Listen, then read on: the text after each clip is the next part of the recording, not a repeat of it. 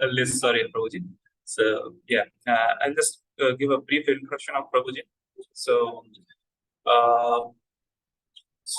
today we have a great fortune to hear from His Grace Kalacakra Prabhu. So Prabhu works in Infosys at a very senior position. He is practicing KC for more than 25 years. He is a disciple of His Holiness Mahavishnu Goswami Maharaj. He has traveled all over the world for business trips, and he uses the same opportunity for giving classes as well. And Prabhuji published the book on Srimad Bhagavatam in practice, the teachings of his Guru Maharaj. And Prabhuji is also famous for his love for Srimad Bhagavatam and analytical study of Srimad Bhagavatam and truly following the footsteps of our Guru Parampara. Prabhuji conducts more than 10 classes per week. And Prabhuji conducts many classes on systematic study of Srimad Bhagavatam. So today's class is going to be very interesting. And Prabhuji has also developed a mobile app consisting of his Guru Maharaj's classes, recitation of all the shlokas, and etc. So today's class is going to be very inspiring, very motivating for us to have a systematic study of Srimad Bhagavatam. So please take full advantage of it with full focus. So over to you, Prabhuji. Hare Krishna, Prabhu, Dandavat Pranam. Yeah, let me make you the host. Yeah, now you can start your video, I guess. Yes, Prabhu. Thank you so much, Prabhuji. Hare Krishna. Hare Krishna to every one of you who have joined now. I know it's Balram Jayanti, but still,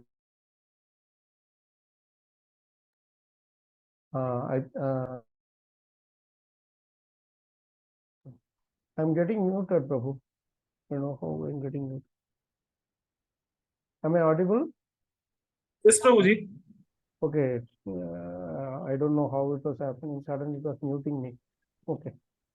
Hare Krishna to everyone. Thank you so much for giving me this opportunity. Really, ICC Bangalore, South Bangalore Iskcon Temple has been doing a amazing job, especially with regards to preaching and distributing the transcendental knowledge that Srila Prabhupada has given us in the form of his wonderful books. We are all in one way or other. Of course, we do come to Krishna consciousness through various means, by somebody talking to us and convincing us, and then or sometimes through prasadam, sometimes through going to a temple or going to a program, etc. But that which really sustains us in the Krishna consciousness, coming can be through various means, but sustaining in devotional service in Krishna consciousness is possible when we get taste for two things. One is the holy name. Second is studying Srila Prabhupada's books scrutinizingly and seriously. This we have seen over the last half a century, where we see, long-lasting devotees, how they are able to manage a steady mood of devotion, irrespective of whatever ups and downs that happens in their life as a result of, maybe the world's the way it is changing, or their own karma, or from other living entities or whatever. So really appreciate this wonderful opportunity. So Prabhu, now that we have some devotees here, would I start off with maybe a question or two, if they have any, and then we will go forward as more devotees join. Sure. Yeah. So, yes, Prabhu's Mataji is, maybe I'll just say the Mangalacharan prayers, and then I just want to have a couple of questions which you might be having from attending the last few sessions. So we'll start off with the Mangalacharan prayers. Om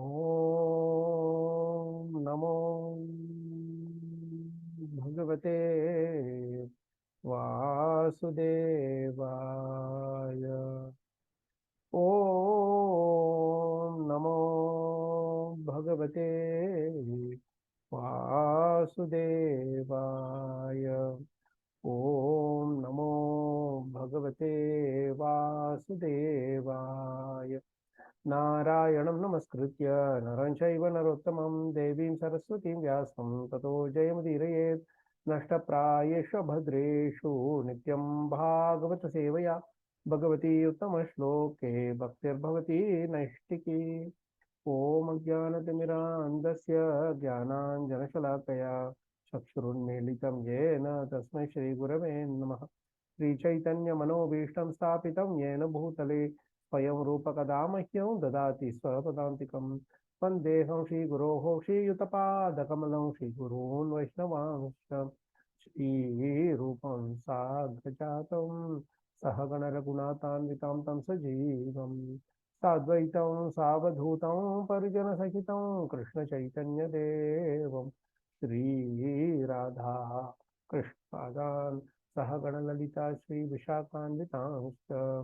हे कृष्णकरुणा सिन्धो दीनबन्धो जगत्पते गोपेश गोपिका कान्त राधा कान्त नमोस्तुते। तप्तकाञ्चन गौरङ्गी राधे वृन्दावनेश्वरी वृषभानुसुते देवी प्रणमामि हरिप्रिये। वाञ्छकल्पतरुभ्यश्च कृपा सिन्धुभ्येव च पतितानां पावनेभ्यो वैष्णवेभ्यो नमो नमः। जय श्री कृष्ण चैतन्य प्रभो नित्यानंद श्री अद्वैत गदाधर श्रीवासादि गौर भक्तवृंद। हरे कृष्ण कृष्ण कृष्ण हरे हरे, हरे राम राम राम हरे हरे। मूखं करोति वाचालं पङ्गुं लङ्घयते गिरिं यत्कृपातमहं वन्दे श्रीगुरून् दीनतारिणं। श्रीपरमानन्दमाधवं श्रीचैतन्यमीश्वरं नमो श्रीमते भक्तिवेदांत स्वामी नामने नमस्ते सारस्वते गौरवाणी विचारिणे निर्विशेष शून्यवाद पाश्चात्य देशकरणे। प्रभु माताजी, हरे Krishna. So just wanted to know if you have any questions in general before we start. Maybe first 5 minutes we can give little time for. Yeah, so far you would have attended a few sessions, no? Like you have anything specific to Bhagavatam or generally about devotional service also, how things, then you can ask questions. If you have anything specific, you can ask. I'm audible, right?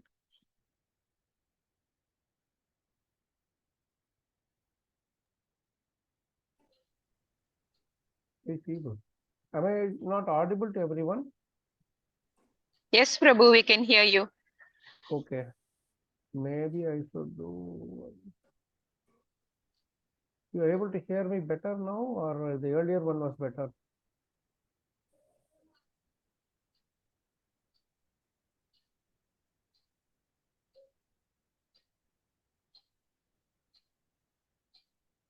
This is better?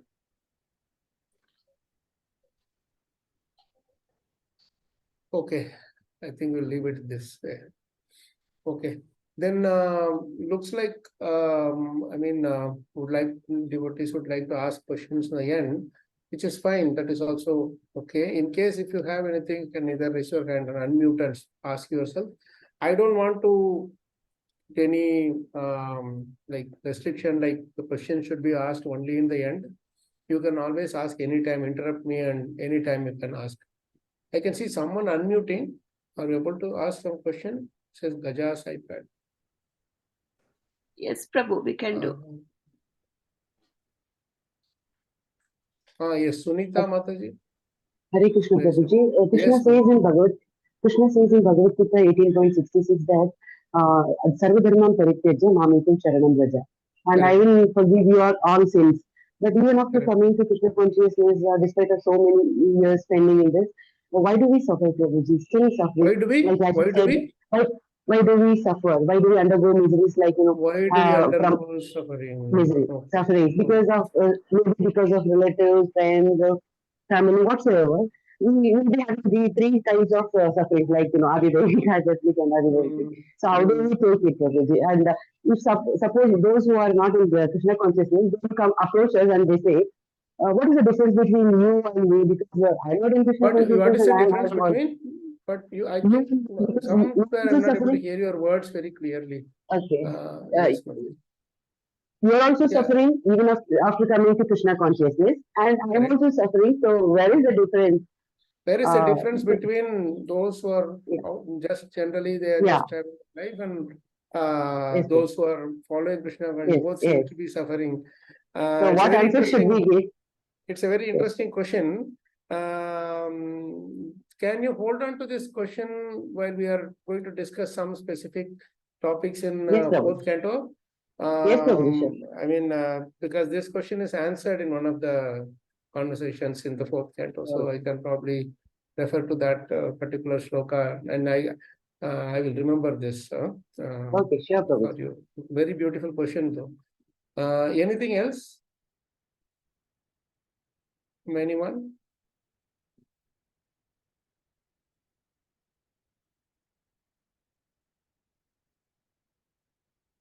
Okay, looks like others. Okay, Jyoti Mataji, I see you are unmuting. Yes, Yes, Mataji. You have any question?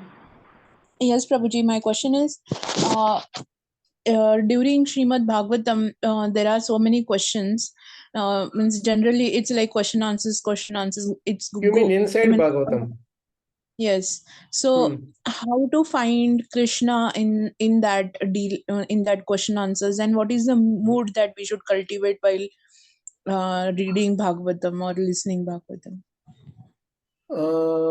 Beautiful question. What mood we should cultivate is that's I see two parts to your question. One is what do we understand from those questions, or how do we understand those questions? Another is what mood should we cultivate, correct? Yes, Prabhuji. Okay, why we are having all these questions? That's the question you asked, right? It's very interesting because in Bhagavatam there is a very beautiful shloka that tells the power of questions.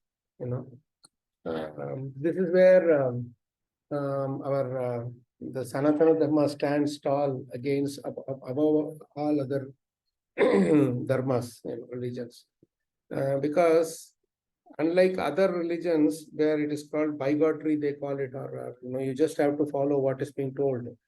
But in our Sanatana Dharma, it is very much encouraged to ask questions like this. That is why you see most of our Vedic literatures are based on question answers.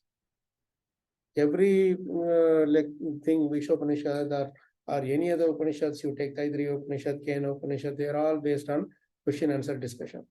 Entire Bhagavatam is based on so many questions and answers. And Bhagavad Gita is based on questions and answers. Arjuna's question and Krishna's answer, Dhritarashtra's question and Sanjaya's answer. Right? So the reason everything is based on you are going to say something, Mataji? No, I just said yes, Prabhuji. Yeah. So the reason it is based on question and answer is because by nature we are inquisitive.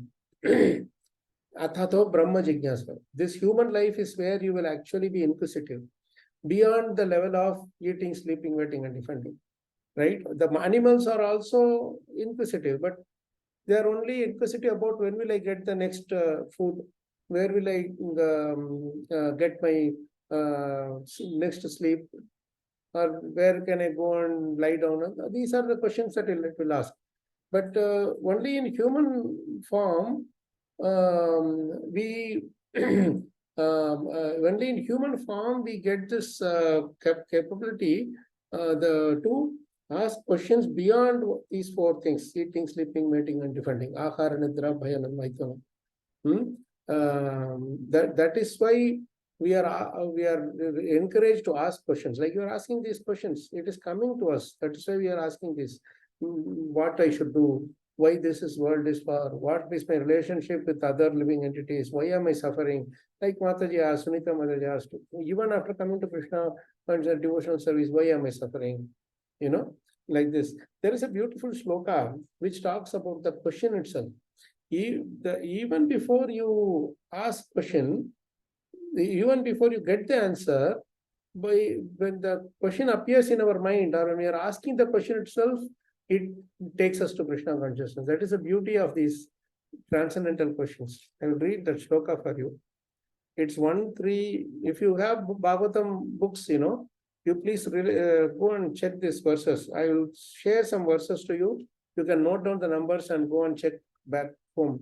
Atheha dhanya bhagavantam ittam yadva sudeve akhila lokanathe purvanti sarvatmakamatma bhavam nayatra bhuyah parivarta ugraha. See, I'll read this translation. Only by making such inquiries in this world can one be successful and perfectly cognizant. So only when we ask questions, we can be successful and perfectly cognizant. For such inquiries, invoke transcendental ecstatic love unto the personality of Godhead, who is the proprietor of all the universes, and guarantee 100% immunity from the dreadful repetition of birth and death. This is a beautiful point we have to understand. These questions do two things. What are the two things that it does? One is it invokes transcendental ecstatic love, Atma Bhav. Sarvatmana. It tries us to transcend ecstasy, ecstatic love unto the Supreme Lord Krishna. The second thing that asking these questions does is it stops the repetition of birth and death. We won't, by asking these questions, we are establishing a conversation or discussion. As a result, what happens? We are guaranteed 100% immunity from getting again into the cycle of birth and death. This is the importance of questions, and that is why if you see in the entire Srimad Bhagavatam, there are 18,000 slokas, and then there are 335 chapters, 12 cantos. But there are about close to 400 odd questions are there. 380 to 400 odd questions are there. If you just sit and read those questions itself, your whole life will be fully absorbed. That's why in this sloka, it is very important. 1339, this first number. So this, someone can just type it in the chat when I am saying. I won't be able to speak and type at the same time. So when I am saying these verse numbers, you can just type it in the chat and others can note it down. So this this particular verse is the most beautiful verse, which reveals to us the hidden secret as to why Bhagavatam, Bhagavad Gita, and all our entire Shastras are in the question and answer format dialogue. So this is the beauty of the questions, Mataji. And sorry, what is your second question? I was asking about how to cultivate the mood while reading the Srimad Bhagavatam, or what how should to be cultivate the mood while reading the Srimad Bhagavatam. You have already read once before, or you are reading first time? I read here and there first canto, 4th, 5th, 6th I have completed. So you have Bhagavatam set with you? Yes, Prabhuji. Okay, very good. Okay, there are some. I have some nice slides which I use for this Bhagavatam seminars, which I usually conduct as to how to study and what mood to study and all those things. But this time is very limited, and the scope is that of summarizing the fourth canto. So I will just tell in very brief. The first and foremost thing we have to do is we should not consider Srimad Bhagavatam as simply a book. Srimad Bhagavatam should be considered as non-different from Krishna. Puranam Brahma Samhitam, Uttama Shloka Charitam, Chakare Bhagavan Rishi, Nishreyasaya Lokasya Dhanyam Swastyayanam Mahat. When we consider Bhagavatam as non-different from Krishna, and you should, first thing is you should consider it as non-different from Krishna. Then what you will do? You will read every word very carefully, with careful and patient study. This verse, just after this verse, there is 1:3:40. I will just read that verse. That's the verse I was just reciting just now. In this verse, in the purport, Prabhupada gives a very beautiful understanding of in what mode we should study Srimad Bhagavatam. This you can keep it as the template method. Idam Bhagavatam Nama Puranam Brahma Samhitam Uttama Shloka Charitam Chakara Bhagavan Rishihit Nishreyasaya Lokasya Dhanyam Swastyayanam Mahat. three beautiful qualities are mentioned when we start seeing Bhagavatam as actually same as Krishna. Just like if Krishna is coming and standing in front of us, how joyful we will become, how joyfully we will be serving him and establishing conversation with him. In the same way, we should also cultivate this mood. I said here, this Srimad Bhagavatam is the literary incarnation of God. It's a Shabda avatar. Just like Krishna has so many different avatars, Guna avatar, Leela avatar, then Kala avatar, so Channa avatar, so many different avatars he takes, Swamsa, Vibhinamsa and all that. That it's a whole subject by itself. Now, this Srimad Bhagavatam is a literary incarnation, Shabda avatar of Krishna. And it is compiled by Srila Vyasadeva, the incarnation of God. One who composes is also in Krishna's incarnation. What is being composed is also Krishna's incarnation. It is meant for the ultimate good of all people, and it is all successful, all blissful, and all perfect. These three things are beautiful. Dhanyam, Swastyayanam, Mahat.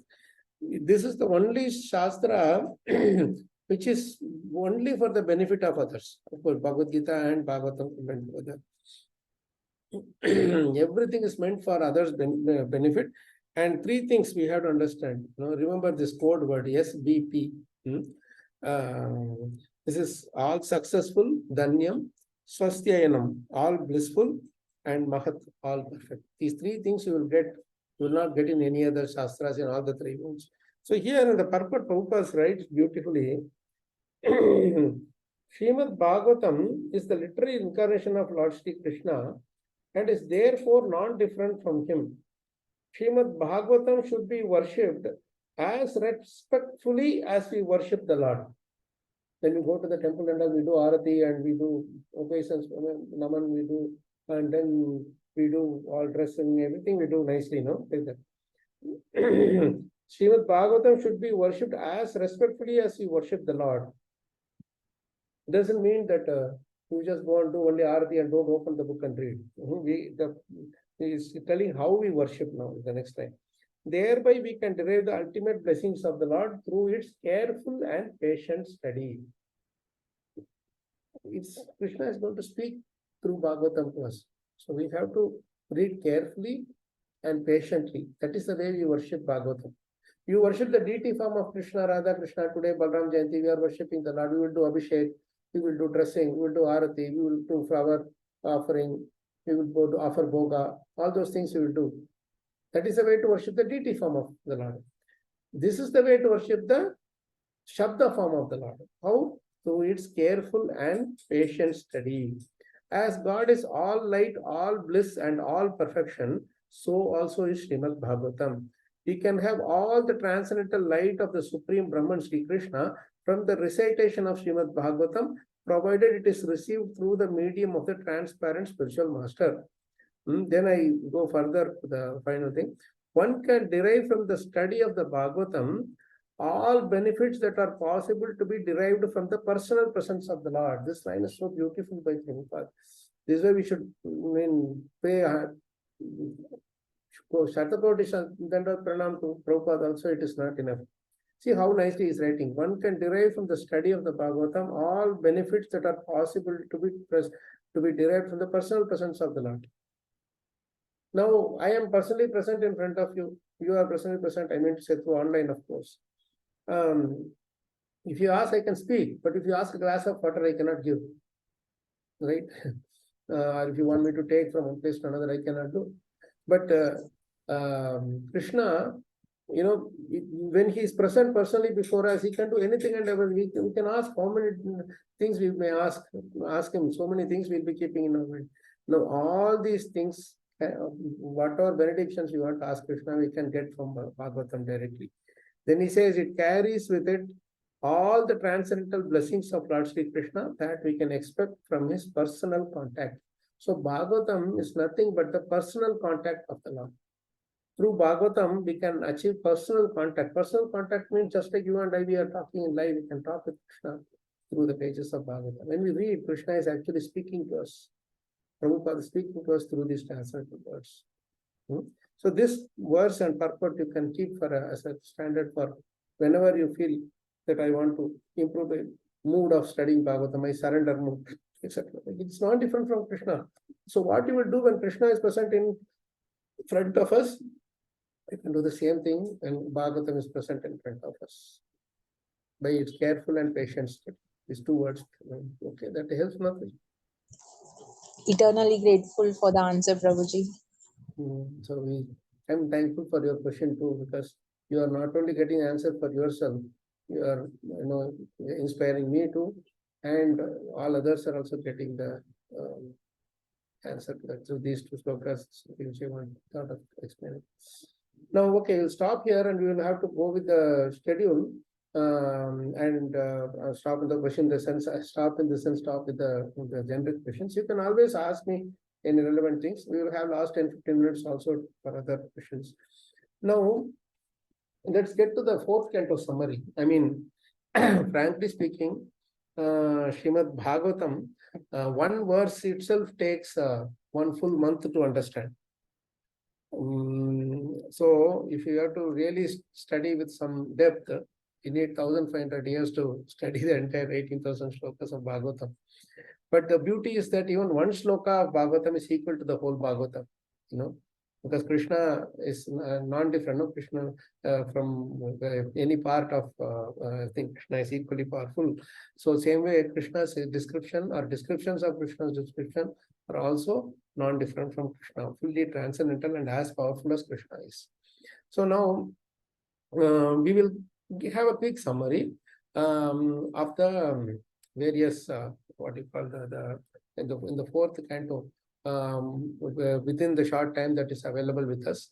In these chapters, there are various lessons that we learn, various qualities that we understand, and not only that, while studying these verses with respect, with awe and reverence and full faith and surrender, those qualities that all these great personalities are revealing through their characters appeal to us, and they transcendentally transform us. And that is why hearing this katha itself is actually very purifying to us. The peace that we attain, the calmness and composure that we attain from simply by hearing this Krishna katha and asking questions and hearing this katha, it can't be achieved by any other process within the three worlds. That is why Bhagavatam is why, because Bhagavatam is Purana Amala. I see Subunamai Mataji unmuting. Is there any question you have, Mataji, or comment? No, sorry, Prabhu. Without my knowledge, it happened. Oh, okay, no problem. And Sorry, by the Prabhu. way, no worries. By the way, Prabhu, I'm not sure I have the, I have the post it, so I can share the screen also. So we will just go through the fourth strand. I will just give a summary of, just a high-level summary of the 5-6 different major stories that are there. Then maybe we'll go into, each one of them. So by and large, you will see that there are actually 5-6 different stories, major stories in fourth canto. In the third canto, while ending, you will see that it's a conversation that is going on between Maitreya and Vidura, in which Vidura is asking a few questions and Maitreya Muni is answering. So in that, he is talking about the lineage of Swayambhu Manu, who has 3 daughters and 2 sons, Akuti, Prasuti, Devahuti. Devahuti's thing is what discussed the last 10-11 chapters in the third canto. Then the rest are remaining, and then 2 more sons. One is Uttanapada and another is Priyavrata. So their lineage has to be explained. Maitreya and Vidura are talking about these various conversations. This is one of the important gunas of the Puranas. Purana means there are 5 different qualities should be there. One is the discussion of the incarnations should be there. The next thing is Vamsanucharitam should be there. Manvantaranukatha should be there. So Surya Vamsa, Chandramsa, there the description will be there. And Manvantaranukatha means various Manvantaras, what all things happened, those things will be there. Like that, there are different qualities. And Bhagavatam has 10 different, because Bhagavatam is special, it has 10 different qualities there. So so that's why in Swayambhu Manu's thing, the Vamsanucharita is being given, Manvantaranacharita, Vamsanucharita, the Vamsa is being described in detail. So we have Devhuti story is discussed, and now Maitreya Muni is going to start talking about the rest of the Vidya. So we have Akuti and Prasuti. So and then Priyavrata and Uttanapada, the other two sons.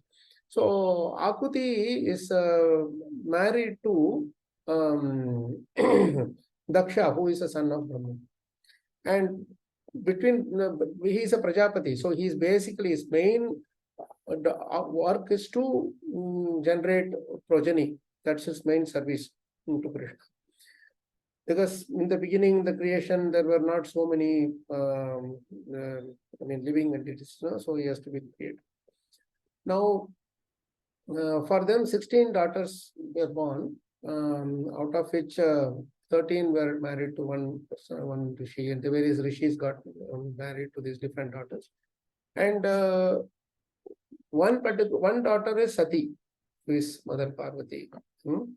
So she was married to Lord Shiva, who is also as coming from Brahma, so he's a son of Brahma in that sense, though he is in his quality wise, he is much more powerful, more powerful than Brahma in that sense, in certain ways. And both of them are guna avataras of Krishna, that is Vishnu, that is another aspect. Now, Sati is married to Shiva, but Maitreya is telling that Sati left her body before even he could conceive a child, so that is why they don't have a children, Shiva and Parvati in their previous life. That's in the Sati life. Like that is strange. So that and that was because Daksha was not in good terms with Lord Shiva. He was envious of Lord Shiva. So now Vidura is asking a curious question out of it. Why there should be such a enmity between Daksha and Shiva? Then that's when the whole story of Daksha cursing Lord Shiva and what Mother Parvati did and all those things happen. This is the first story. Then after this story is over, I will get into the details after giving these 5 different. Now, the next story is about the boy who is Uttanapada. That boy, the son of Swayambhu, that is Uttanapada, the second son. First is Priyavrata, then is Uttanapada. But Priyavrata comes only in the 5th canto. So here, Uttanapada's lineage is going to be mentioned. Uttanapada's son is Dhruva Maharaj. And so Dhruva Maharaj's story, that entire story, we all know the story. That is so beautifully explained with all wonderful descriptions, and it's one of the best the entire Bhagavatam. That is one of the best story. And in fact, Chaitanya Mahaprabhu in Jagannath Puri, when every day when he goes to take darshan of the Lord, and then in the afternoon he goes to take bath in the ocean, and then he comes to meet Gadadhar Pandit, his eternal associate, in the Tota Gopinath, and every single day he will ask him to recite the pastime of Dhruva Maharaj and Prahlad Maharaj. These are the same stories he will ask him to chant again and again. So this is that's why this is such a beautiful chapter. That is also the thing we will discuss. And then after this Dhruva Maharaj's entire story is over, we get to know Prithu Maharaj, who is coming in that lineage itself. Prithu Maharaj, he is teaching a lot of life lessons through his personal example and his instructions also. So after Puthu Maharaj story comes, Puthu Maharaj story comes, and then we have Prachana, his sons, who Prachetas, who go on to tapas. And so Lord Shiva comes and gives them advice, and beautiful prayers. Udra Geetam is there, one of the most important chapters. And then they go for tapas and everything.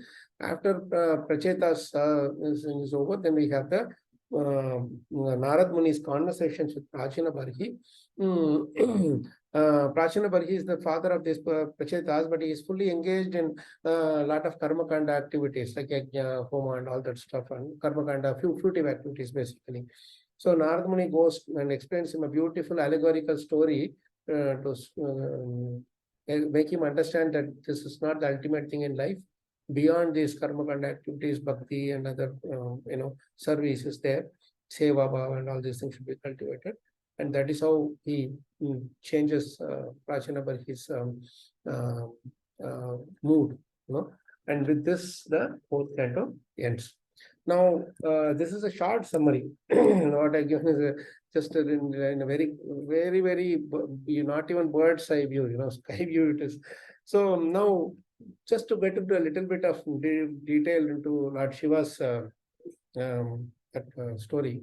I don't know if we'll be able to complete all of them, but just to whatever extent we will go, let's go, because we are not in a mood to just finish the entire fourth canto. It is basically these sessions are organized to only give us a appetizer kind of a thing, where we can get the appetite to interest, eagerness to study more. Bhagavatam should be studied throughout our life. It's not just for a few months or a thing. I finish this book and let's go to the next book. To tell you the fact, I started reading Bhagavatam maybe about 28 years ago. Just when I came in and I was in my college days, I was just getting into just the first time I saw this Bhagavatam book.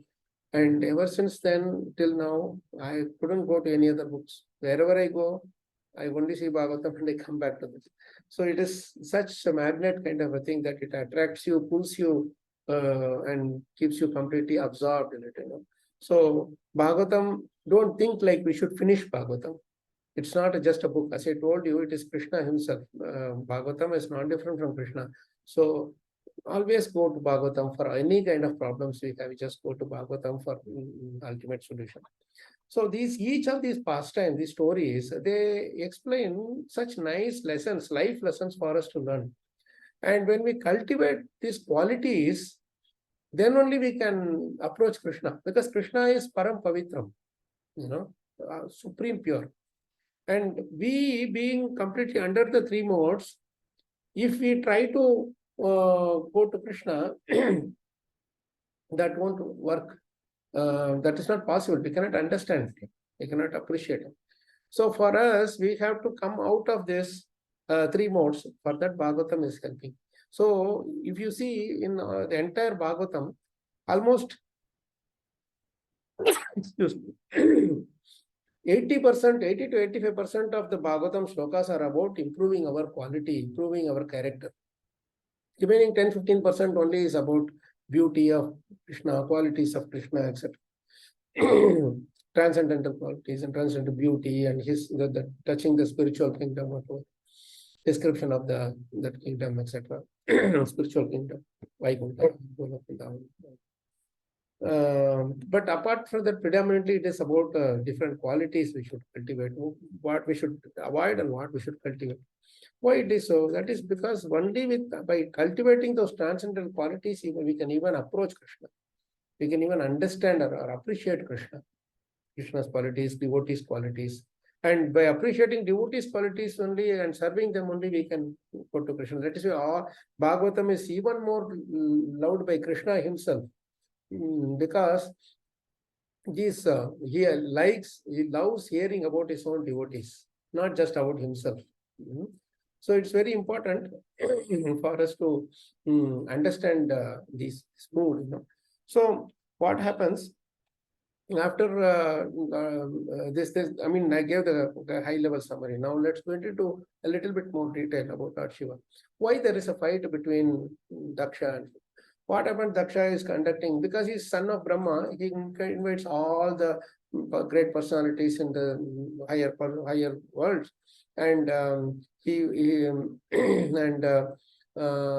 is conducting this big yajna. In that he is inviting all other Indra, Chandra, everybody, all the Devatas, and Lord Shiva is also invited. Lord Shiva is the son-in-law of Daksha because he has married Mother Sati. But only in that term he is son-in-law. But apart from that, he is much more advanced or elevated in his consciousness. But Daksha is very disturbed by the opulence or respect that Lord Shiva is getting. So what he does, he enters the Sabha and he is expecting everybody to pay obeisance to him or offer respects to him. Everybody gets up by seeing Daksha, but Lord Shiva is always meditating on the Supreme Lord. In Vishnu Sahasranama also he says to Mother Parvati, right? Shri Rama Rama Rameti Rame Rame Manorame Sahasranama Tatvalyam Rama Nama Paradani. He's always meditating on the Supreme Lord Krishna, Lord Ram. So, and he sees Paramatma in everybody's heart also. So he is meditating and then he does not get up.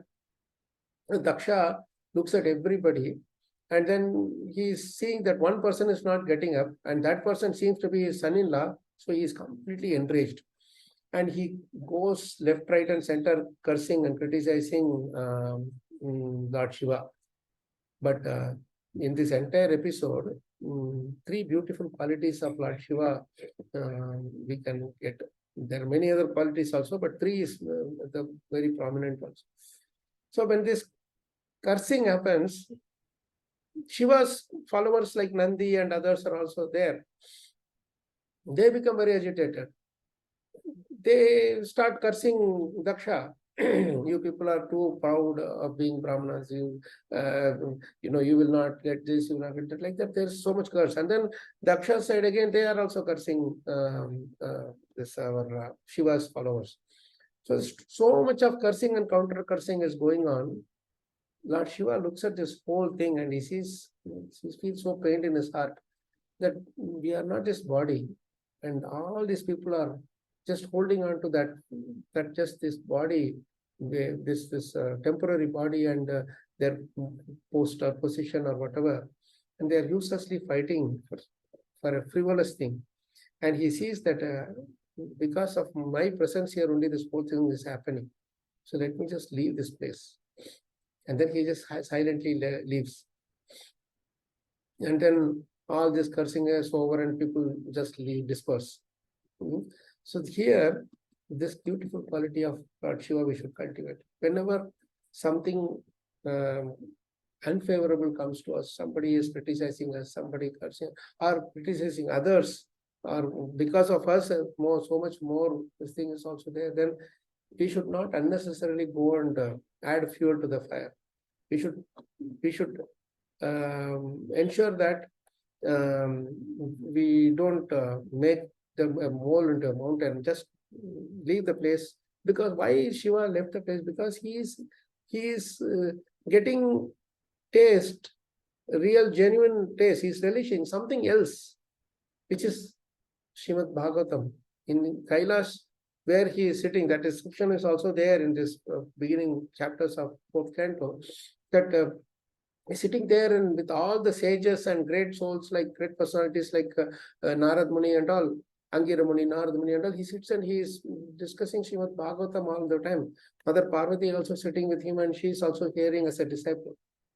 That's why he doesn't care for, these are all simple rituals. This is like very inferior things that he is thinking. There's no need for me to be too much absorbed in these things. For me, it is just a formality sake. I just come, see my permanent religious in glorifying Krishna and hearing his glorification and his devotees' glorification. That's all. So he just leaves the place. This goes on, but what happens is Daksha doesn't forget his envy because he's seeing that Shiva is getting more appreciation than him, even though he is doing his service. So these are all things which we should avoid in our life to be peaceful. So Shiva, but silently he just diffuses the situation by leaving that place. And he is busy with his Bhagavatam absorption completely, Krishna Katha. But what happens after some time, Mother Sati sees that this Daksha is conducting one more yajna, and this bigger yajna. And specifically this time he calls everybody, but he doesn't send invitation to his to Shiva and Sati. Sati is the youngest daughter, and she is very pet to Daksha. But because of his envy towards Shiva, he doesn't invite them. Mother Parvati, being the father, Mother Sati, she sees that everyone else is going. So what's wrong? We can also go. But at that time, Lord Shiva tells something very beautiful.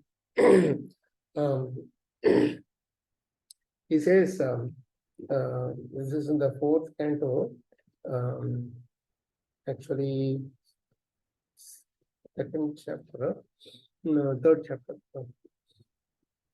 4th canto, 3rd chapter, verse number 21 and 23. Let me read this. These are two important verses. While I'm going through now, I will give you some important verses also you can note down. They are all some things which we can meditate on more deeply. In 21, he says, my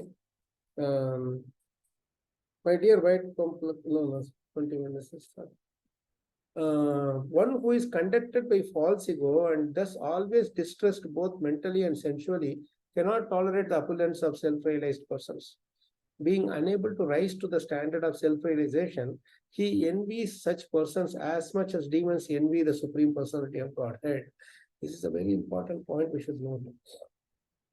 Lord Shiva is telling about Daksha here. Why he was envying? The root cause of envy of Daksha is that appreciation that Shiva is getting. But why our Lord Shiva is appreciated all over the world? Because of he's not having any ego at all. He is completely self-realized. He's completely absorbed in that which satisfies the soul, satisfies the Atma. So he cannot come to the standard of Shiva, because of which he is criticizing.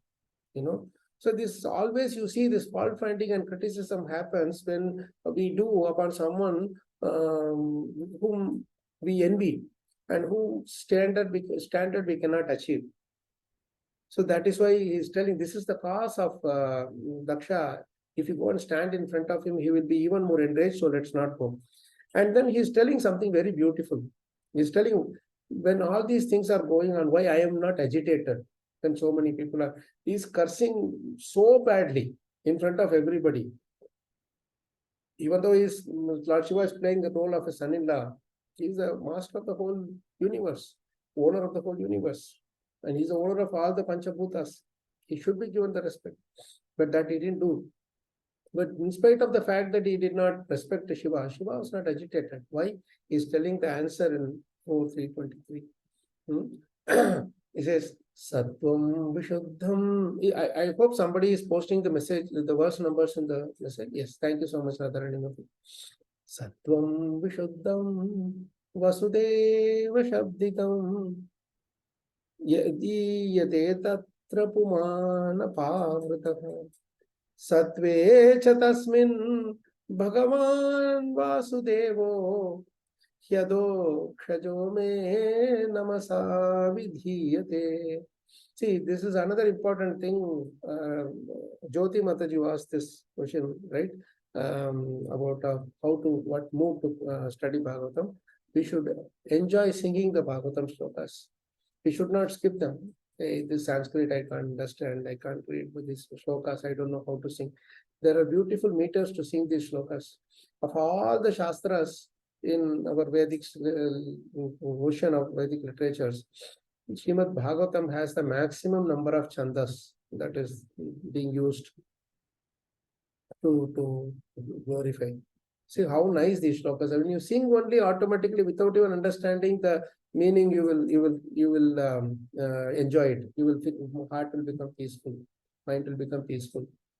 The reason is because this Sanskrit shabdam, this Sanskrit shabda, it has a transcendental hypnotic effect, which is invariably lost when you try to translate to other languages.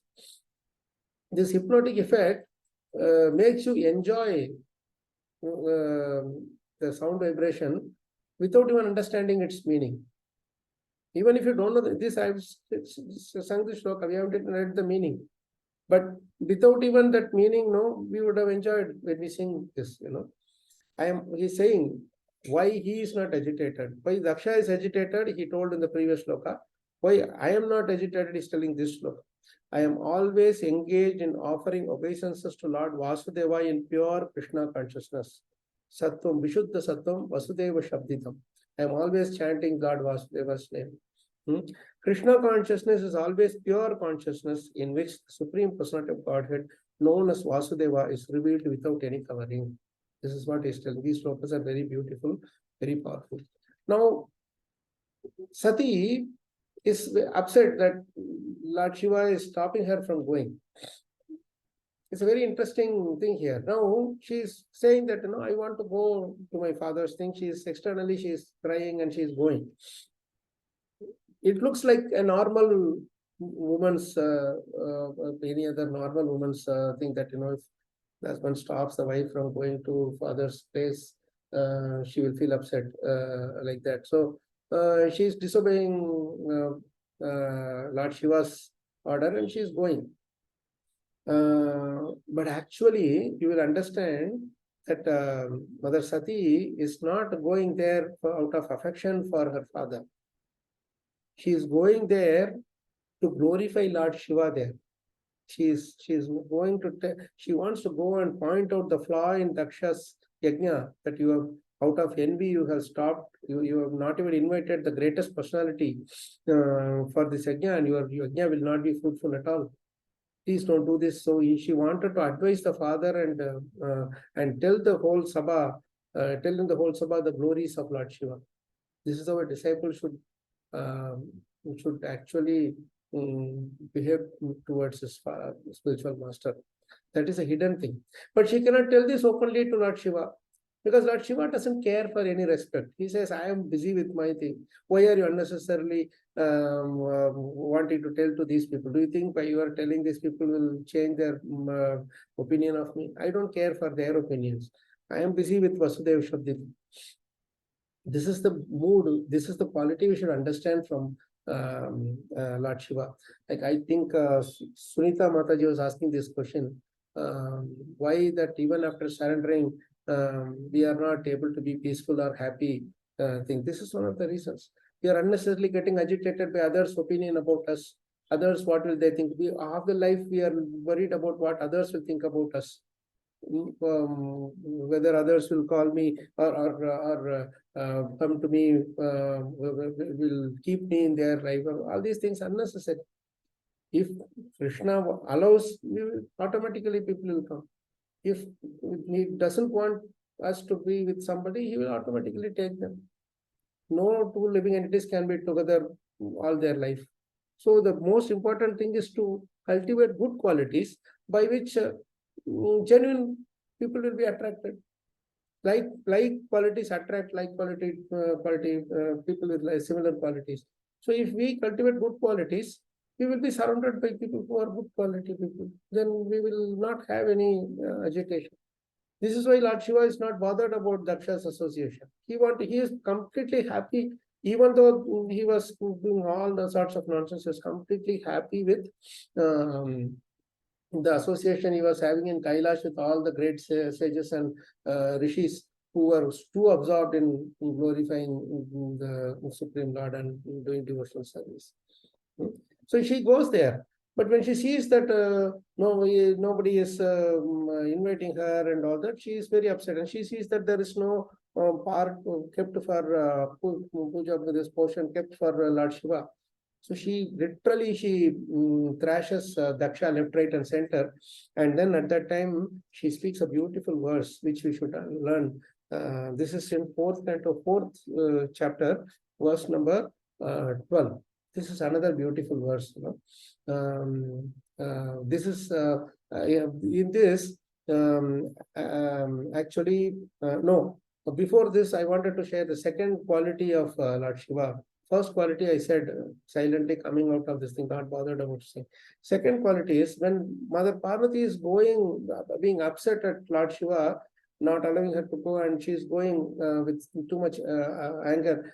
At that time, Lord Shiva just shows his eyes to his followers, like Nandi and others, ghosts and others who are in the basically those Shiva's followers. No, he's telling them, you all go. He doesn't even tell them. He just shows his eyes and he tells them.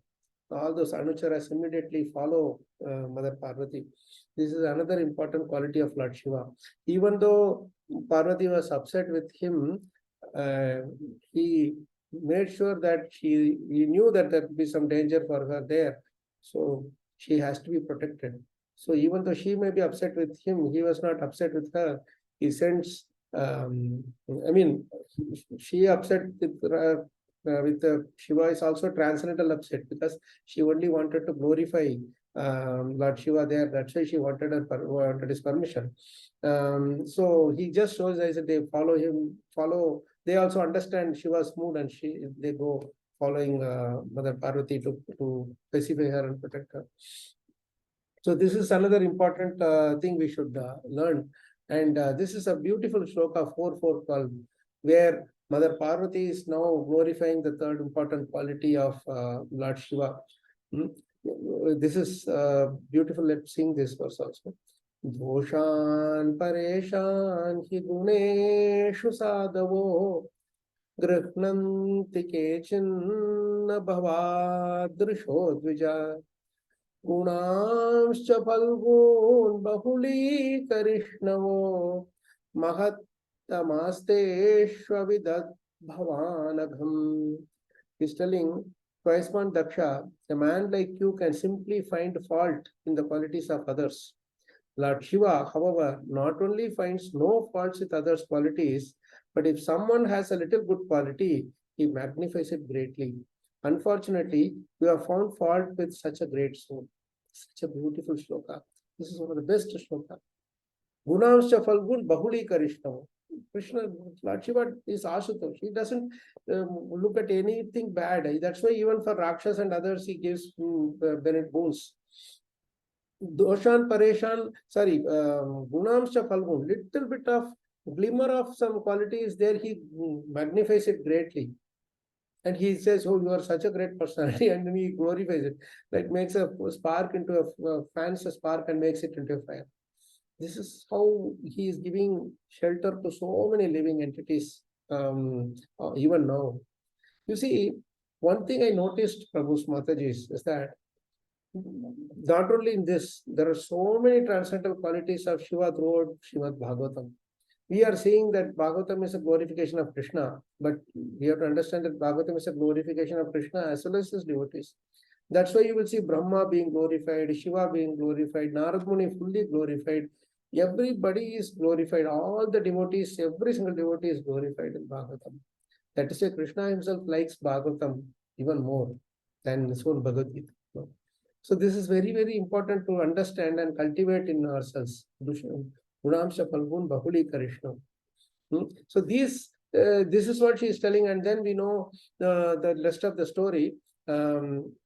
She gives up her body out of anger. I don't want to carry this body because you are such a bad person, and I don't want to carry this body. And now another important quality of Krishna, Lord Shiva, comes into the front, comes to the fore. As soon as Sati leaves her body, immolates herself, that self-immolation, in the sense from within the body only, that fire she is burning the whole body, not from outside externally keeping the fire. That is a specific yoga technique which not possible for us to follow. So when he hears about this, immediately he becomes extremely angry and upset.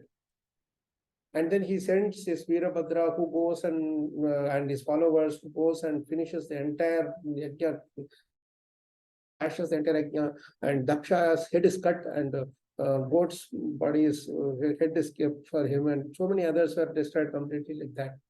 They really ransacked the whole thing. Now we can ask a question now. When Shiva himself was cursed and criticized, he didn't speak a single word. Then when Sati was ignored and disrespected, and when she gives up her body, Lord Shiva dances, which during the annihilation time he dances, no, that Kalaya Nritya, that he dances and he creates a big havoc in the entire Yajnashala. Why is it so?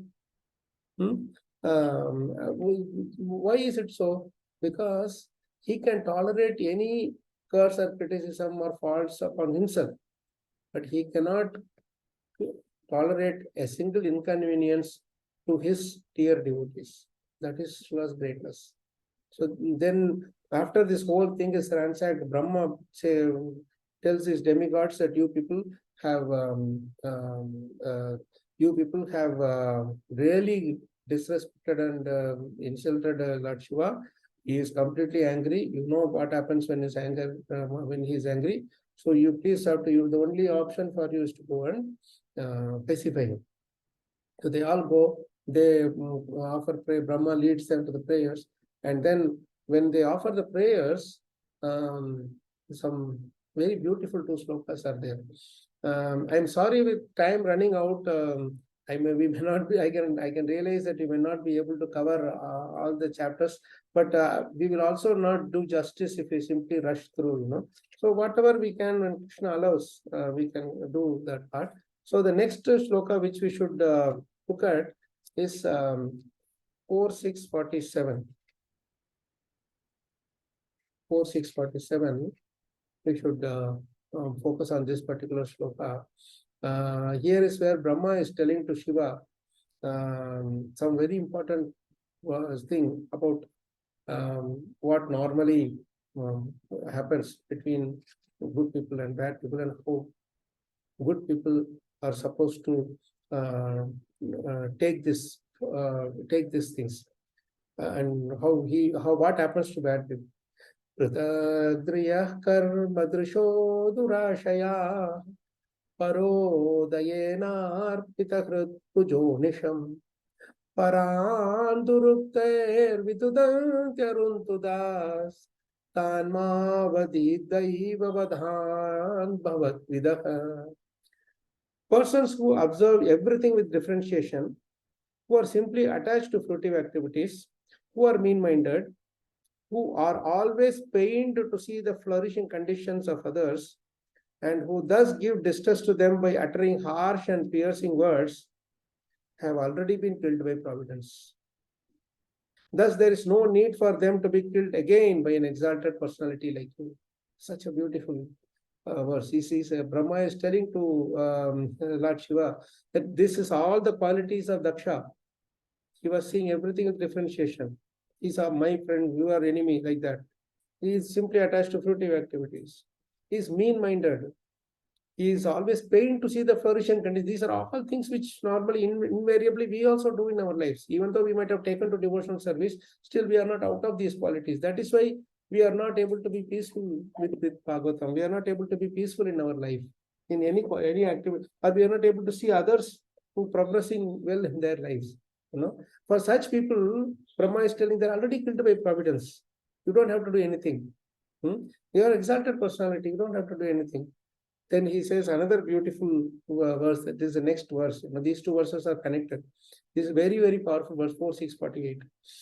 Yasmin yada pushkarana bhamayaya durantaya sprishtadiya pritagdrishah kurvanti tatra hyanukampaya kripam na sadavodaiva balat krite kramam. Such a beautiful verse. In these two verses, one word is very common. One is very nicely common. What is that word? Pritak Dishaha, Pritak Diyaha.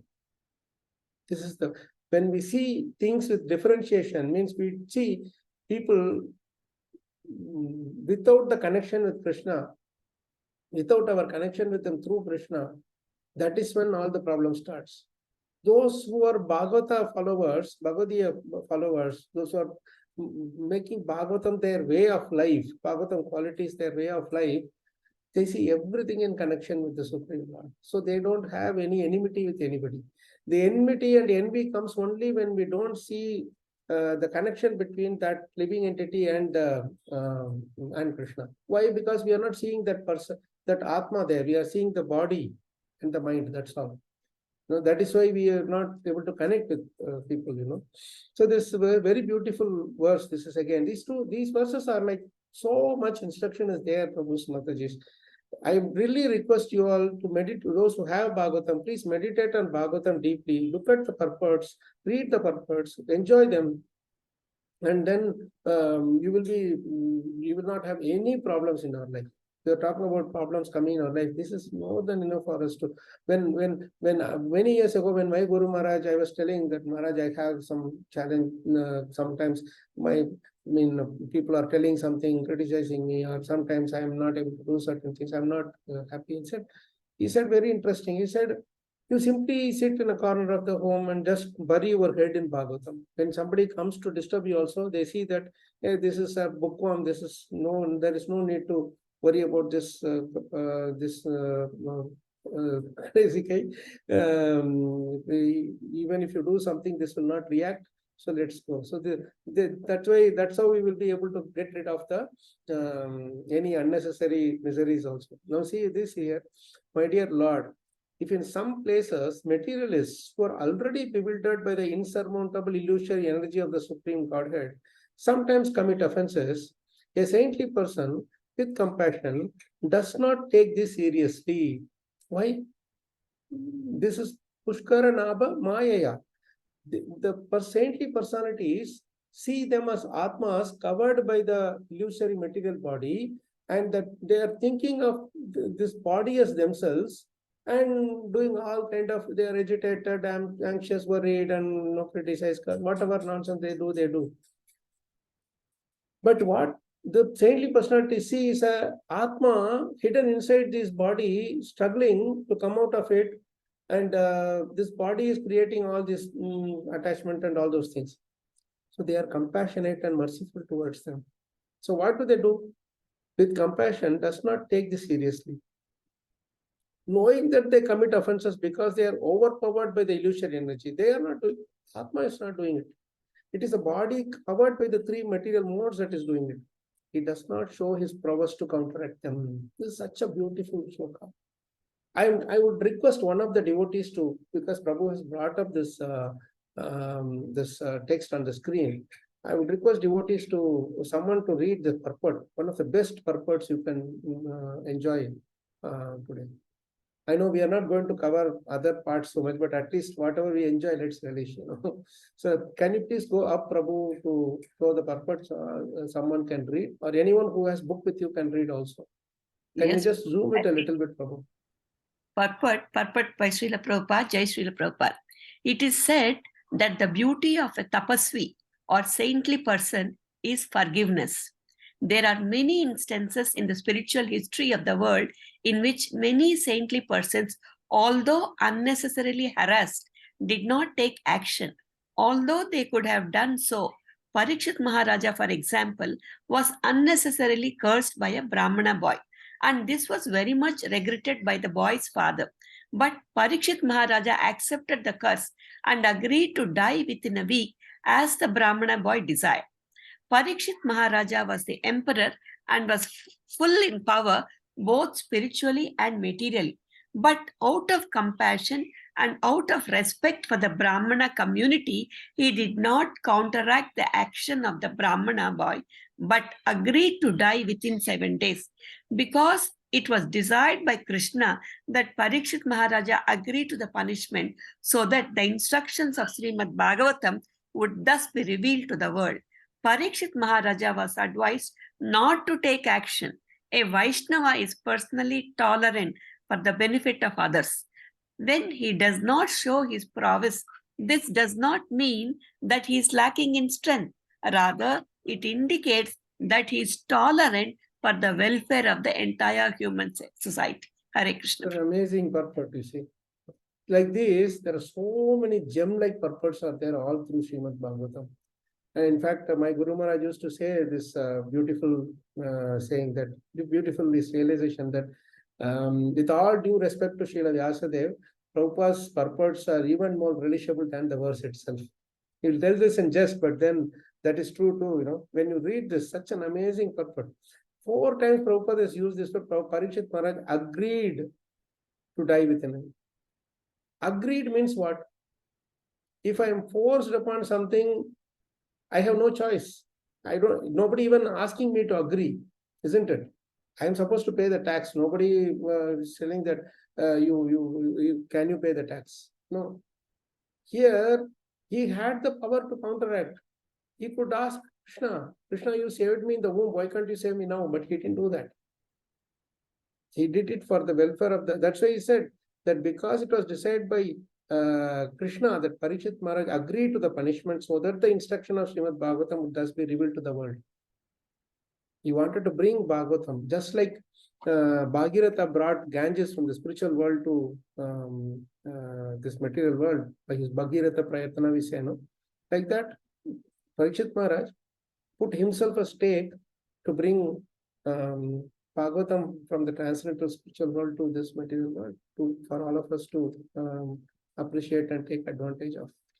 So these are beautiful verses again. Now, after this, Shiva is specified. He says, I didn't do for any of these things. He says beautifully that I'm only concerned about these people who are unnecessarily considering themselves body and creating all sorts of chaos all around. And then the thing is sorted out. Then Daksha also understands and he repents and he offers his obeisances, and then the whole thing is sorted out. Now, this covers up to the 7th chapter. All this, he performs a sacrifice. He's given the goat's head, and then he does the sacrifice. This story is done. Now, then he is asking about, Vidura is asking about Uttanapada, the next son of Swayambhu Manu, his lineage. So there comes Dhruva Maharaj, because Uttanapada's son is Dhruva Maharaj. We know the story. Dhruva Maharaj is the son of the first wife, Suniti.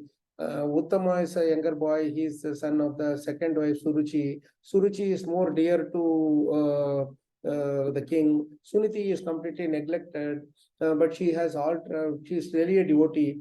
Suruchi, the second wife, is more envious of Suniti, and as a result of Dhruva. And once they get, Dhruva tries to get onto the lap.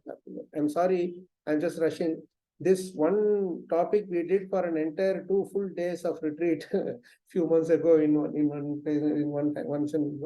few months ago in Bangalore. But I'm just rushing through these chapters. I don't know how to do it because we went into every single verse, and but whole day we were reading, 12 hours each day. Little breaks, but that's how Bhagavatam should be actually read. You sit and you relish the whole this thing, because the sages were also doing it for thousands of years. So anyway, so now, Suruchi, because of her envy, she tells that Dhruva, you can't sit on the lap of father. Only my son is eligible to do that. You please, if you want to sit, you have to die and come back as my son in the next life. You see how cruel she is. Again, envy, just like Daksha, Suruchi is also so much envy on Suniti that she is telling a small child, you have to die and come back. Now, now the boy is crying because father is more dear to the second wife. So he is worried about repercussions. She is not telling anything to Suruchi. She's too proud that see how much I am keeping my husband in control. Dhruva is looking at father. He doesn't understand what this. Till that point, he didn't know that there is a difference between his mother and Suruchi. She's putting the seed of envy, the seed of anger in Dhruva. So he cries, small child, 5 years old child is going to the mother. And in the meantime, people tell to Suniti that this is what this Suruchi had done to her child. He feels very hurt. And at that time, she is consoling Dhruva Maharaj, but his anger is not subsiding. However, she gives beautiful transcendental instructions. In that painful situation also, Suniti gives beautiful transcendental instructions to Dhruva Maharaj, which is universally applicable. Again, this is again Bhagavatam way. So let's get to 4:8:17. This is an amazing verse, This, we have to really keep these verses in the core of our hearts and keep meditating. Whenever we have troubles, we have to understand this thing. 4:8:17. Dirgham shvasanti vrijinasya param apashyati balakamaha bala mamangalanta pareshu mamsta bhunte janoyat paradukkadastat. She is also breathing heavily because of pain. She was also breathing very heavily, and she did not know the factual remedy for the painful situation. Not finding any remedy. There's no Vrijinasya param apashyati. There is no where can I go? I cannot go and fight with Suruchi. I cannot go and ask father why you neglected, because they are already neglecting you. They want you to become agitated. So what is the point? There is no point in going and fighting with these people. Not finding any remedy, she said to her son.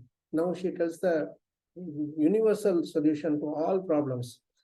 Ma amangalam tata pareshu mamsta. Do not think anything amangalam for others, anything inauspicious for others. Please, my dear son, don't do that. Why you should not do that? Bhunte janoyat.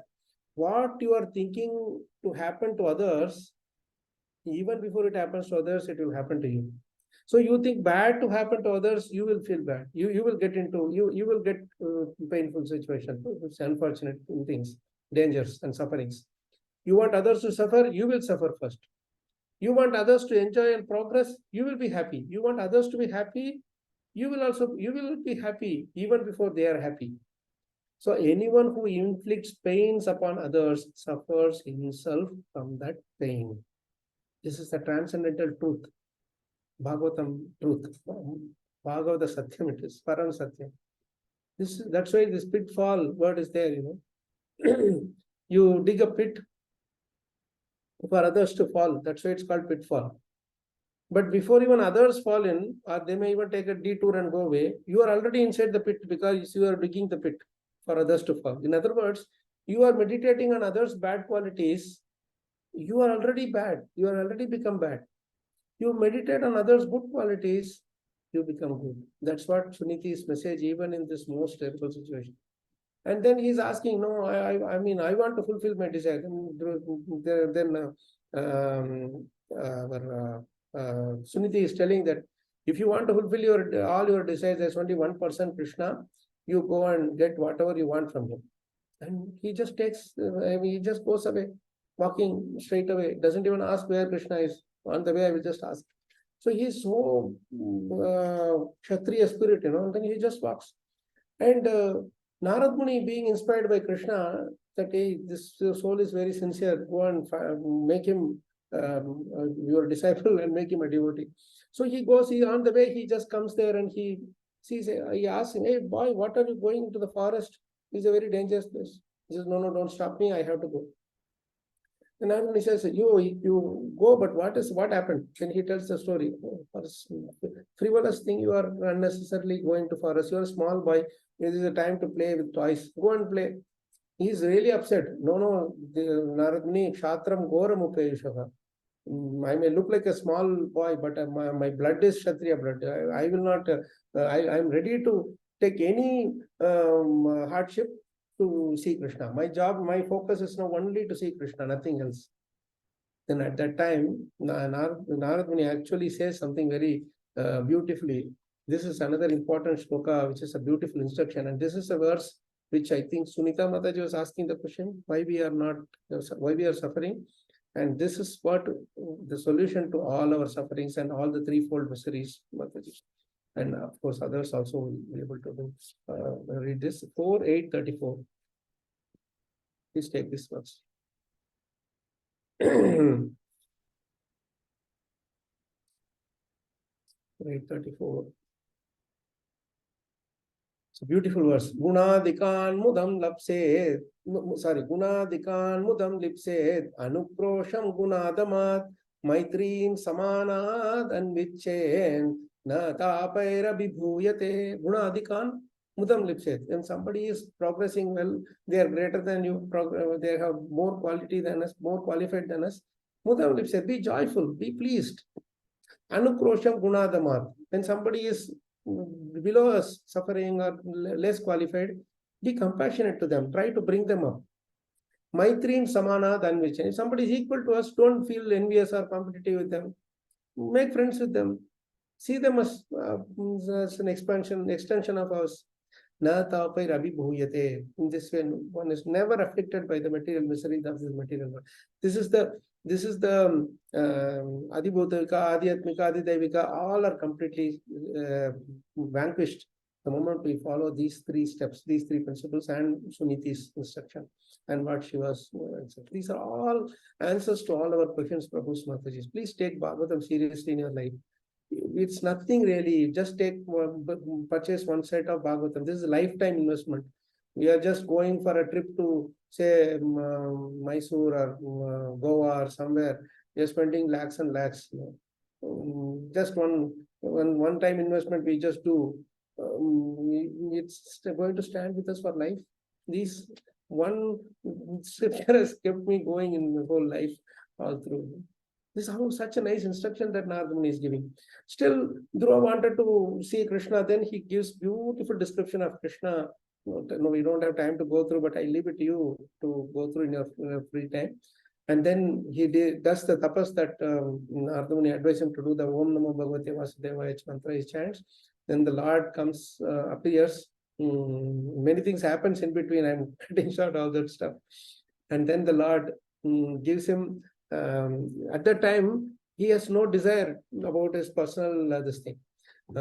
He is very much interested only to do devotional service. He's saying, please, Krishna, don't give me any material benedictions. But Krishna says, now you are so mature that you will not be disturbed by material benediction even if I give you. So let me give you what you wanted. Greater position than my great-grandfather. That is even greater position than Brahma. So now that Dhruva Nakshatra, Dhruva planet is there, no, that is given by Krishna. It is not different from Vaikuntha Loka. Even though it is in material world, it is completely spiritual in nature. And apart from that, he is telling your devotion will not deviate. You will not be deviated from your pure devotion at all. You will be glorified. Your greatness will be glorified all over the three worlds. And then transcendental prayers are there. Dhruva Maharaj transcendental prayers, which are so famous and glorious. And that's few more things are there with which Dhruva Maharaj pastime ends. Then the third thing that comes is in the lineage of the story, our Prithu Maharaj. Prithu Maharaj is an incarnation of Krishna. I will just tell one small incident alone and we will end there. Prithu Maharaj is actually what he is doing is at one point he is the Adi Raj. He is the foremost king who set the standard of standard of how an administrator should be and a leader should be. So at one point he is doing 100 Ashwamedha Yajnas. Everybody is present there. All personalities are present there. Rishis, sages, everybody, priests, and everybody. And 99 yajnas are done. This horse is usually used in that yajna, so the horse is tied. So this Indra, because once you do 100 yajnas, you are eligible to get the post of Indra.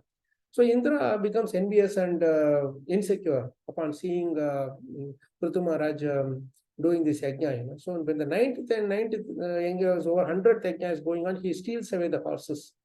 That one horse that was kept for the yajna. So Prithu Maharaj's son goes and brings it back every time. He comes and steals in the form of a fake sannyas, more renunciant form.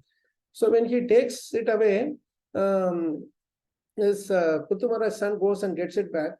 But every time he does it, then finally Prithu Maharaj is upset, and the rishis are saying that if you want, we will bring Indra and put him in the fire, so that he stops this menace of disturbing our yajna. But at that time, Brahma comes and stops the rishis. Don't do this. Indra is occupying some post and he is doing some responsible work. So if you take him away, then there will not be another person in this thing. And actually, Brahma is advising Prithu Maharaj to stop with the 99th yajna. This is very interesting because normally, actually, Prithu Maharaj didn't do anything wrong. Just like Shiva didn't do anything wrong. Dhruva Maharaj didn't do anything wrong. Right? Why would Brahma advise Prithu Maharaj to stop the yajna? This is something which is very, very interesting because they actually have a transcendental plan behind all this, what do you call this, disturbances that happen in our life. When great personalities, pure devotees, when they face disturbances, why can't we face problems come to us? But how do we face the problem is what Bhagavatam is teaching us through these examples.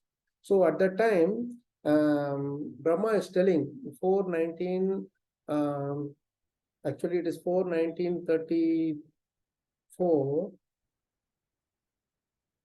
Yes, 41934, Masmin Maharaj Kritasma Chintam Nisha Mayasmat Vacha Adritatma Yadhyayato Daiva Hatam Nukartum Mano Tirustam Vishate Tamondham.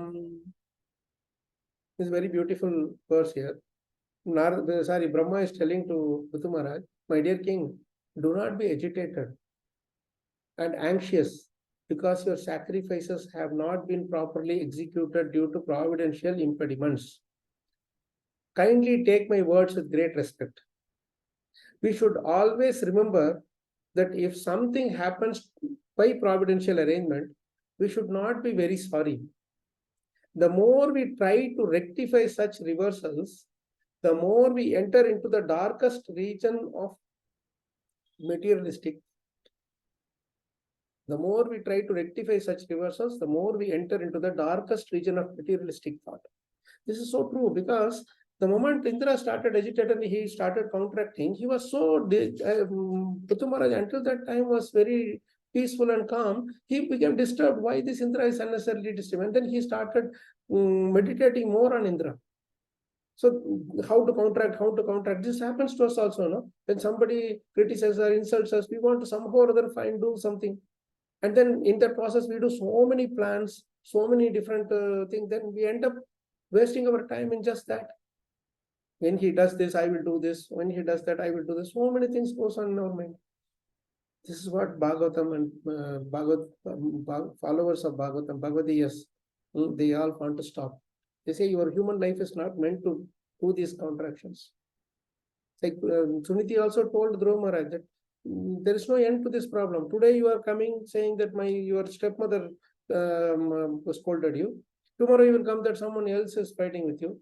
Tomorrow, day after tomorrow, you will come and say, there is no end at all to this. So they are all representing such great personalities. They are showing us how we should understand what is more important for us than the other things in our life. So then Prithu Maharaj obeys the order and completely stops the whole thing. And then the Lord Vishnu also comes. And he appears and he is so beautifully appreciating our Prithu Maharaj that you are so glorious in your qualities. So I am really moved by your beautiful qualities and like that. Then Prithu Maharaj is offering his beautiful prayers to Lord Vishnu.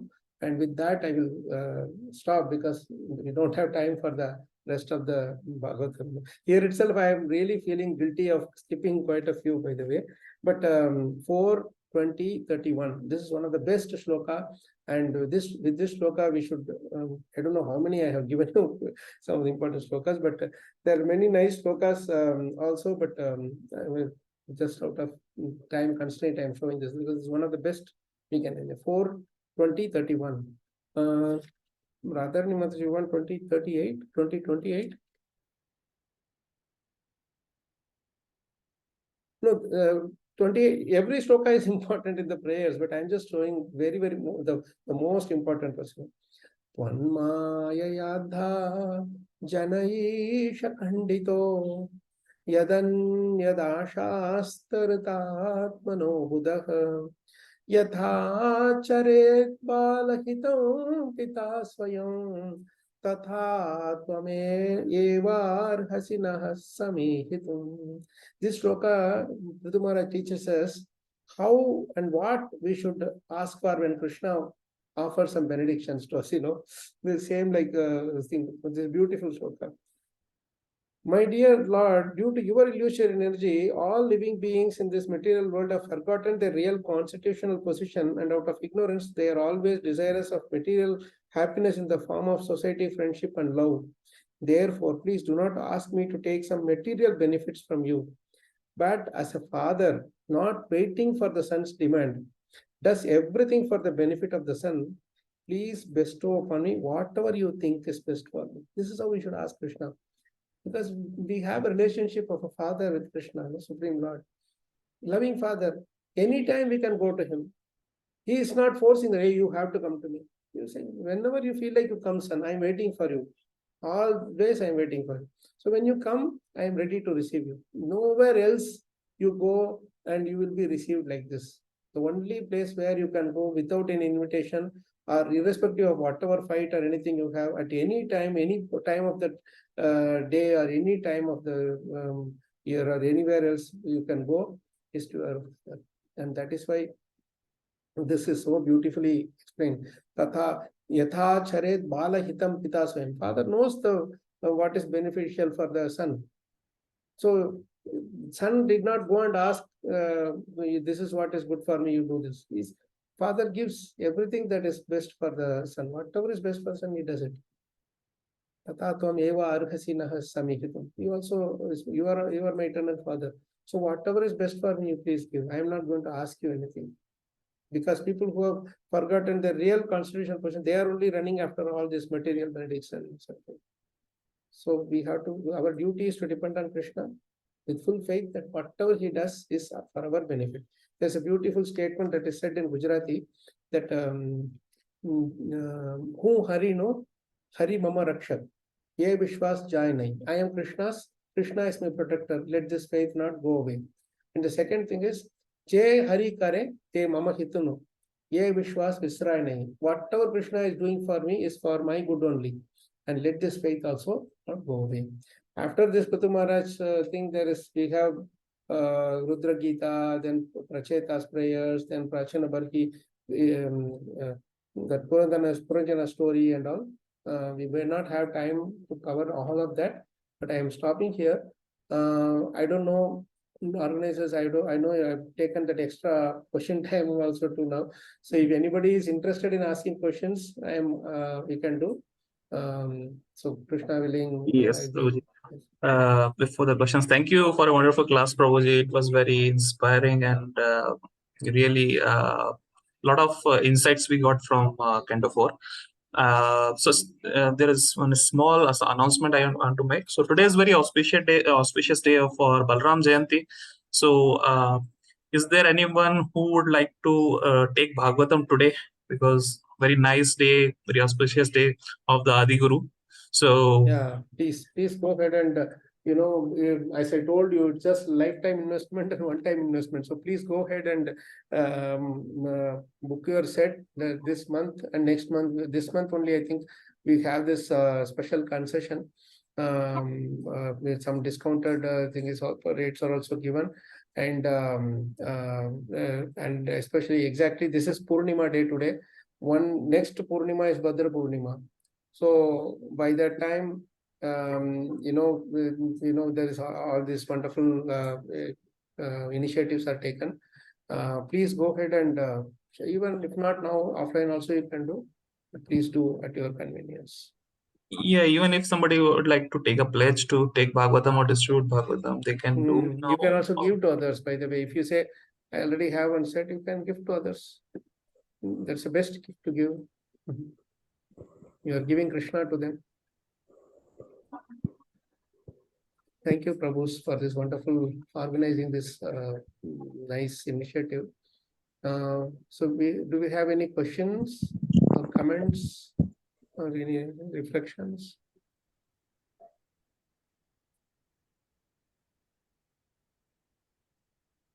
Hare Krishna, Prabhu. Yes, Mataji. I keep listening. I mean, I'm not able to do Swadhyaya, but I keep listening a lot. But I do read sometimes, but only when I listen to the lectures, the deeper understanding comes. Today, we have listening to the thing how Krishna eats mud, and when Yashoda asks, and he starts telling, I believe there are 7 mothers. So there are things. So Dharti is a I have mother. to take it. Yes. So these things only when we listen, we get, and then we get more understanding. Is it okay, or I mean something? Listening is very good. Shravanam is the best thing, but please understand one thing, that reading the book is also Shravanam. Yes. Yes. There is no difference between reading and hearing. And in reading, one advantage is that if you missed something, you can go back and read it again. Do repeat reading. But hearing, at that point, some people will be able to take, but sometimes out of distractions, you may miss some points. So you can't go back and live and hear or that way, you know. But so that's one small advantage we have in reading. And not only that, Prabhupada's writing is transcendentally pure. Transcendentally pure and perfect, and there is no flaw in it. So when it has descended in the form of this transcendental purports and translations and the verses also, you can enjoy singing. So many nice shlokas are there. Please cultivate this quality of reading Prabhupada's books, because there is a meditation involved in it also. No? Yes. So that will be really wonderful. A little bit you can take. You don't have to. I mean to say, like, take too much. Yes. I do read, but I understand better when I listen the same thing through the senior. Some people have that quality, you know. Some people have that quality to hear better, when so many times devotees sometimes say that, you know, that if I read, I feel sleepy, you know. I feel like sleeping, automatically sleep comes like that. But just take a little bit, don't worry. Once we start getting into it, it doesn't matter either way it is thing. And there is also Bhagavatam is being read out in audio files and some things are like that available also. Devotees can, those who are not able to read, they can hear the text. That way also they can. Both are nice, equally potent, Mataji, not worry. Anything else? Thank you, Mataji. Anything else from anyone? Any questions? I don't know if Sunita Mataji is there. I hope your question is answered, Mataji. But Prabhuji, in that shloka, you said that when sufferings are more, we have to learn to be joyful. Isn't it, Prabhuji, in 4.8.34 shloka? No. When others are progressing in front of us, normally our tendency to become envious of them or competitive. But what Nardamuni is telling is that you be joyful upon seeing others progressing. Then the Adibhautika will not be, you will not be affected by the Adibhautika. What was your question? My question was, despite of we being in Krishna consciousness, we undergo sufferings. So because Prabhuji, I had this question long back after reading this Bhagavad Gita 18.66. Once we surrender to Krishna, he will take all the sins of past mistakes. But again, in last month, in Purushottam month, I read this 10th canto, 14th chapter, Brahma's prayer. But in that, I got an answer in 8th sloka, that is 10.14. In that translation, actually in that translation, it is that said that patiently suffering for his reactions of past misdeeds.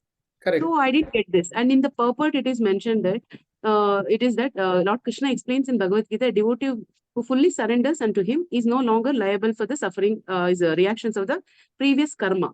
But again, and it is mentioned that devotees may still maintain the remnants of his previous sinful mentality. So that I couldn't understand. How come? No, so 1 minute. See, 1 minute. There is actually two sides to it. One is devotees don't suffer their karmic reaction when they are completely surrendered and they completely accept that these are my own thing and I have to be blamed for any problem. I should just blame myself. This way we cut short the material accounts. Okay. Now, if I start blaming others, then unnecessary karma accrues. Okay. Now, whatever you may do, devotional service, the karma tends to come. Okay. But what devotional service does is, it stops us from feeling that pain. It stops us, the suffering will come and go, but you will not feel it. Why?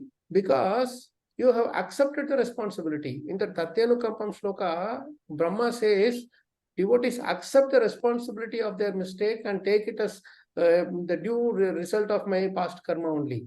Oh, here is Brahma talking about a neophyte devotee or a pure devotee? No. There is no category there. Everybody is included in it. He doesn't talk about neophytes or Madhyamadhikari or Uttamadhikari and all. Everybody is in it. It's the mood with which you approach the situations and the problem. We are attaining the gain that way. Like say, for example, Bhunjana Evatma Pritam Vipakam. Whatever I did, for that I am suffering. A neophyte will probably just 1% he may agree, but Uttamadhikari will accept it 100%.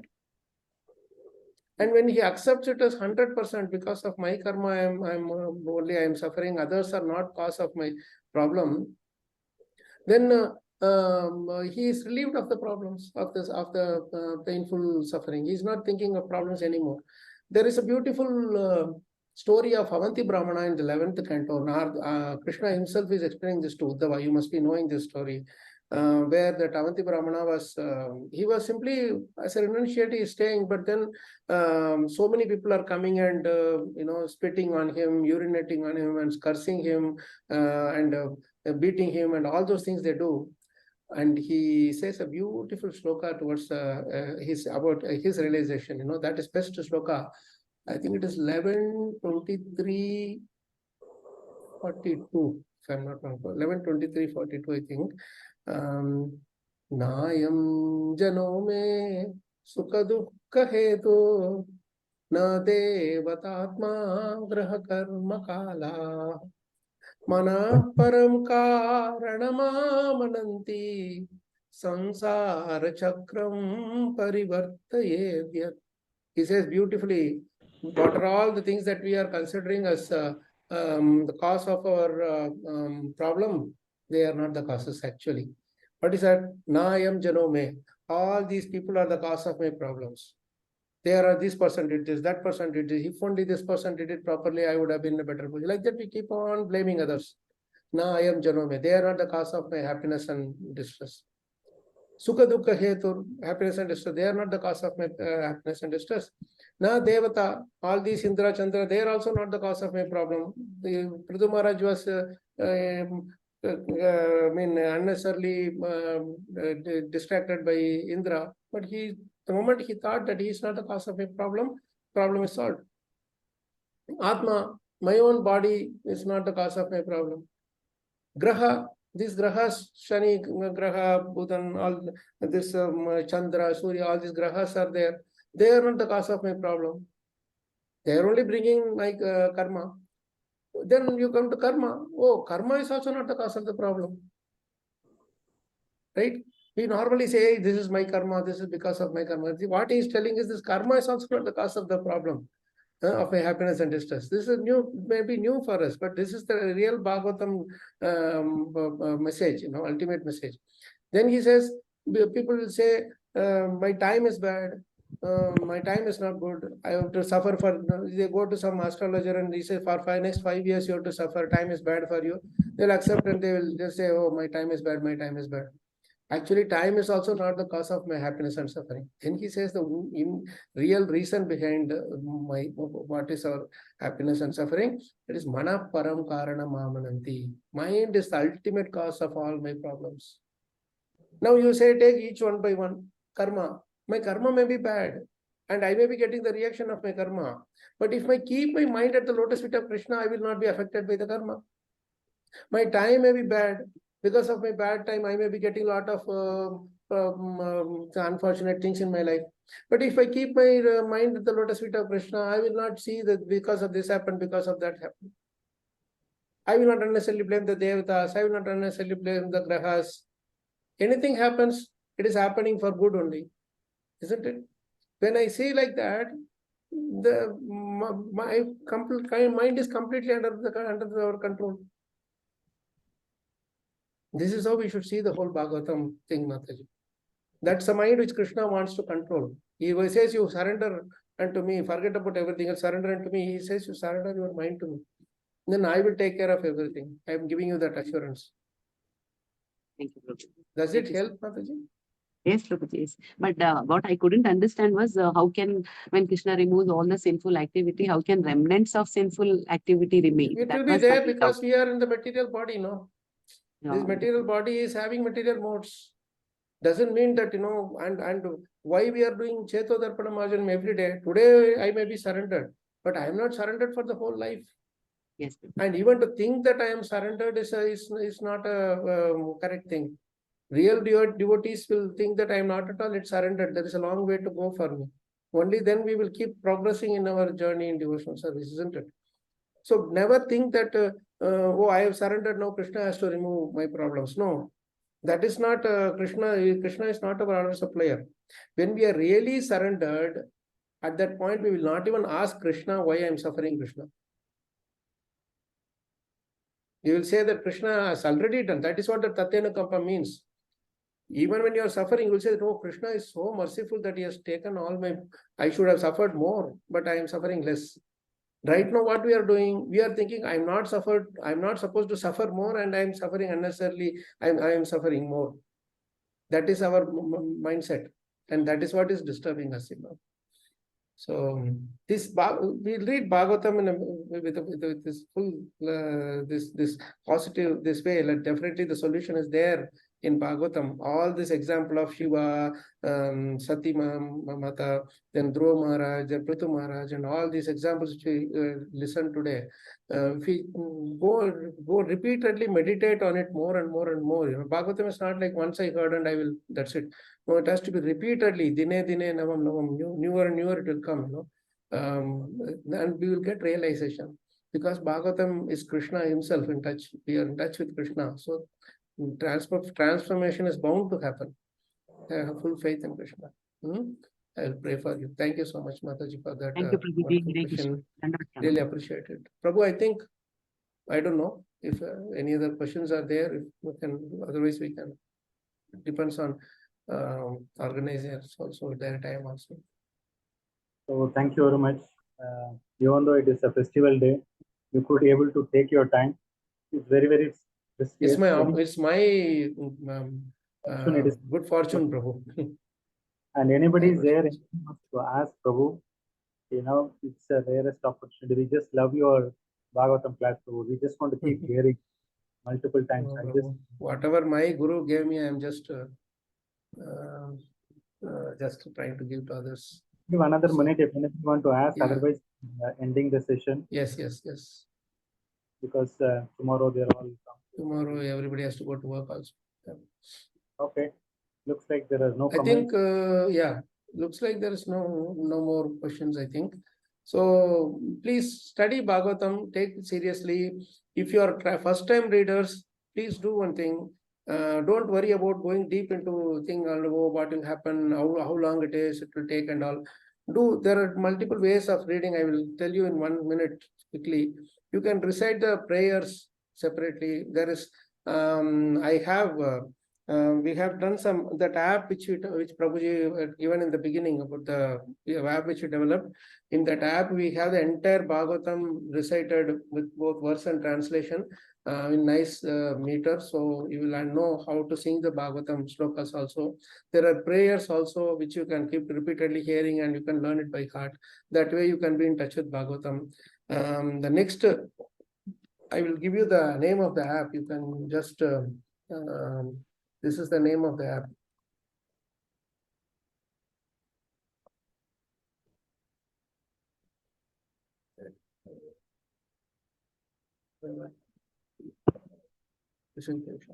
So you can get it from Play Store or App Store, and that's free only. You can use it. Then the next thing is you can do running reading of the verse and the translation, or only translation alone also. There are 335 chapters in the entire Bhagavatam. You can read one chapter a day. It will hardly take the 20-30 minutes for you. No need to get into the purport so much. If you have time, you can read. So this way, every day, one chapter you do. You start on January 1, you can end on November 30. Like this, you do every year. You can keep doing with little differences, and then you go deep reading. That will come automatically as you start relishing Prabhupada's purports and discussing in group. How to, on specific questions like how we are asking these questions, we can have personal small groups, which in ICC Bangalore and many other temples, they are doing this thing very nicely. So be part of a group where you can have nice charcha, nice discussion and dialogues, that will be very beneficial. And we will imbibe Bhagavatam mood in our life. That's all we want to do. With that, I stop here. Thank you so much, Prabhu Matajis. If you have any questions, I think I will just give my number also. Thank you, Prabhuji. Yeah, this is my number, 89397-80342. You can contact me if you have any questions on any of this thing, that I will be more than happy to answer you. Hare Krishna. Thank you so much, Prabhu, for your wonderful this opportunity to associate with such nice, sincere devotees. Hare Krishna. Krantra Srimad Bhagavatam ki jai, Srila Prabhupada ki jai, Srila Gurudev ki jai, Koti Vaishnava ki jai, Bhagavat Manante, Hari Hari Bol, Vanchakalpatar Vyascha Prapasinda Devcha, Patidan. Thank you so much. Thank you so much, Krishna. Prabhuji. Hare Krishna. Dandavat Thank you pranam. so much. Dandavat pranam. Hare Krishna, Prabhuji. Dandavat pranam. Hare Krishna. Dandavat pranam. Hare Krishna.